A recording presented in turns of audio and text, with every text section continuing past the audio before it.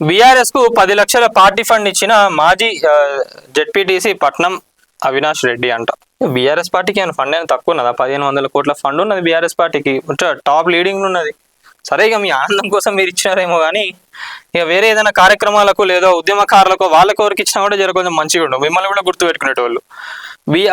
BRS party 26వ ఆవిర్భావ దినోత్సవం సందర్భంగా మాజీ జెడ్పీటీసీ పట్నం అవినాష్ రెడ్డి 10 లక్షల పార్టీ ఫండ్ ఇచ్చారు.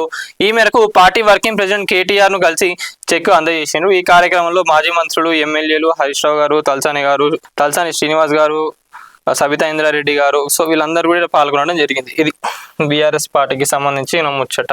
నిన్న ఆవిర్భావ దినోత్సవం అయింది కదా, ఇంకా ఎవరెవరు ఎన్ని ఇచ్చిండో ఏందో తెలియదు కానీ మొత్తానికి అయితే 10 లక్షలు చెక్ ఇచ్చినట్టు. ఇదేదో ఉద్యమకారులకో లేదా పార్టీ కోసం కష్టపడ్డ వాళ్ళకి ఏదైనా చేస్తే ఇంకొంచెం మంచిగా ఉంటుండే కావచ్చు. బీఆర్ఎస్ పార్టీకి ఫండ్ ఇచ్చినా కూడా ఏదైనా కూడా సభలకో వాటికో దేనికో ఖర్చు పెడతా ఉంటారు.